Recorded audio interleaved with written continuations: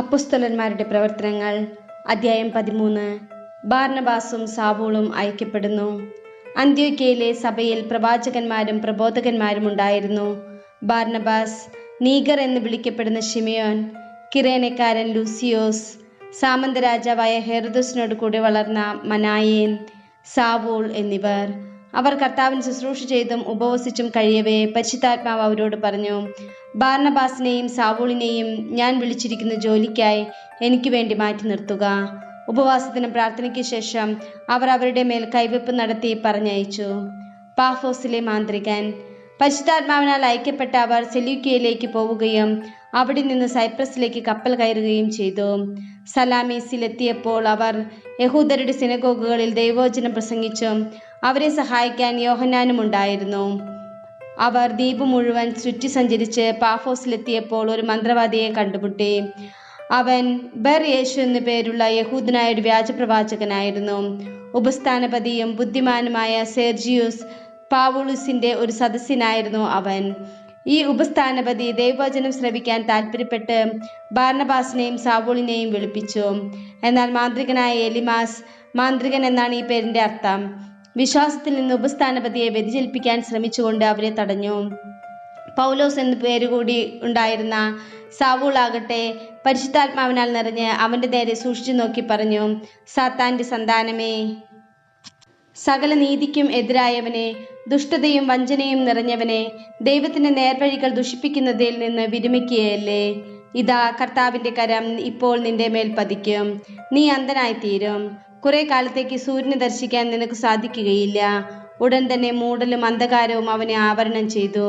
തന്നെ കൈക്ക് പിടിച്ച് നയിക്കാൻ അവൻ ആളുകളെ അന്വേഷിച്ച് ചുറ്റിത്തിരിഞ്ഞു.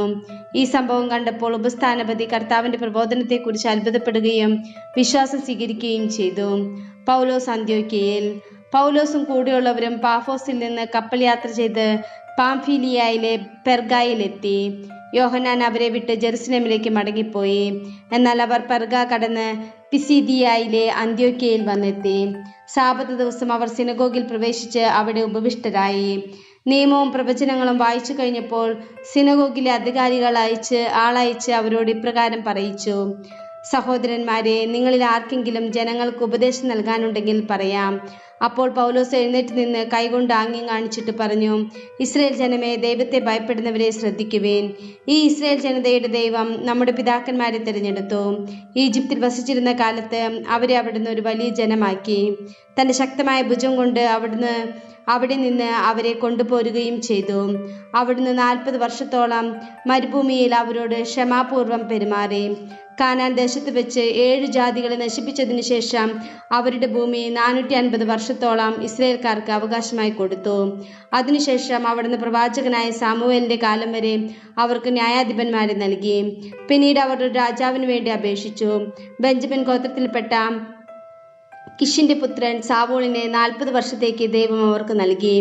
അനന്തരം അവനെ നീക്കം ചെയ്തിട്ട് ദാവീദിനെ അവരുടെ രാജാവായി അവിടുന്ന് ഉയർത്തി.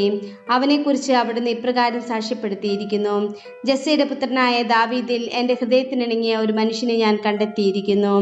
അവൻ എൻ്റെ ഹിതം നിറവേറ്റും. വാഗ്ദാനം ചെയ്തിരുന്നത് പോലെ ഇവന്റെ വംശത്തിൽ നിന്ന് ഇസ്രായേലിന് രക്ഷകനായി യേശുവിനെ ദൈവം ഉയർത്തിയിരിക്കുന്നു. അവന്റെ ആഗമനത്തിന് മുമ്പ് യോഹന്നാൻ ഇസ്രായേലിലെ എല്ലാ ജനതയോടും അനുതാപത്തിന് ജ്ഞാനസ്നാനം പ്രസംഗിച്ചു. തന്റെ ദൗത്യം അവസാനിക്കാറായപ്പോൾ യോഹന്നാൻ പറഞ്ഞു, ഞാൻ ആരെന്നാണ് നിങ്ങളുടെ സങ്കല്പം? ഞാൻ അവനല്ല, എന്നാൽ ഇതാ, എനിക്ക് ശേഷം ഒരുവൻ വരുന്നു. അവന്റെ പാദരക്ഷ അഴിക്കാൻ ഞാൻ യോഗ്യനല്ല.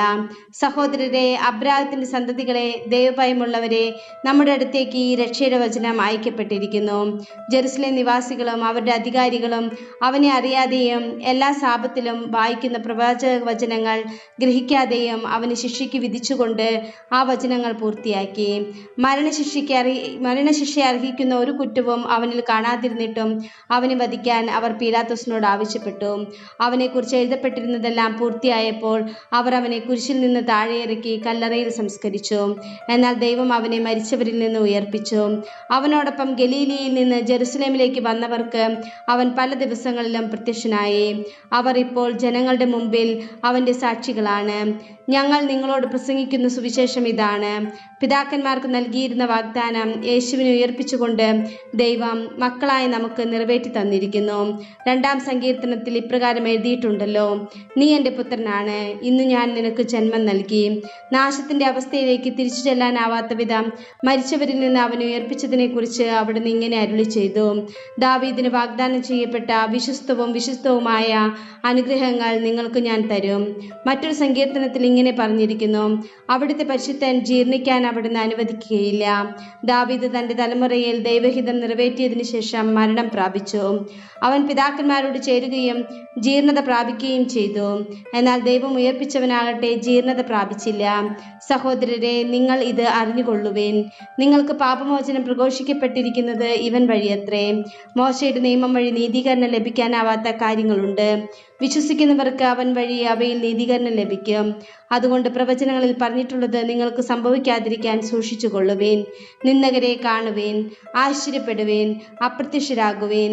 എന്തെന്നാൽ നിങ്ങളുടെ ദിവസങ്ങളിൽ ഞാൻ ഒരു പ്രവൃത്തി ചെയ്യുന്നു, ആര് പറഞ്ഞാലും നിങ്ങൾ വിശ്വസിക്കാത്ത ഒരു പ്രവൃത്തി. ഇക്കാര്യങ്ങളെല്ലാം അടുത്ത സാപത്തിലും വിവരിക്കണമെന്ന് അവർ പുറത്തു വന്നപ്പോൾ ആളുകൾ അവരോട് അപേക്ഷിച്ചു. സിനഗോഗിൽ സമ്മേളനം പിരിഞ്ഞപ്പോൾ പല യഹൂദരും യഹൂദമതത്തിൽ പുതുതായി ചേർന്ന ദൈവഭക്തരായ പലരും പൗലോസിനെയും ബാർന്നബാസിനെയും അനുഗമിച്ചു. അവരാകട്ടെ അവരോട് സംസാരിക്കുകയും ദൈവകൃപയിൽ നിലനിൽക്കാൻ അവരെ പ്രേരിപ്പിക്കുകയും ചെയ്തു. അടുത്ത സാപത്തിൽ ദൈവവചനം ശ്രവിക്കാൻ നഗരവാസികൾ എല്ലാവരും തന്നെ സമ്മേളിച്ചു. ജനക്കൂട്ടത്തെ കണ്ടപ്പോൾ യഹൂദർ അസൂയ പൂണ്ട് പൗലോസ് പറഞ്ഞ കാര്യങ്ങളെ എതിർക്കുകയും അവനെ ദുഷിക്കുകയും ചെയ്തു. പൗലോസും ബാർന്നബാസും ധൈര്യപൂർവ്വം ഇങ്ങനെ പറഞ്ഞു, ദൈവവചനം ആദ്യം നിങ്ങളോട് പ്രസംഗിക്കുക ആവശ്യമായിരുന്നു. എന്നാൽ നിങ്ങൾ അത് തള്ളിക്കളയുന്നത് കൊണ്ടും നിത്യജീവന് നിങ്ങളെ തന്നെ അയോഗ്യരാക്കി തീർത്തിരിക്കുന്നത് കൊണ്ടും ഇതാ ഞങ്ങൾ വിജാതിയരുടെ അടുക്കിലേക്ക് തിരിയുന്നു.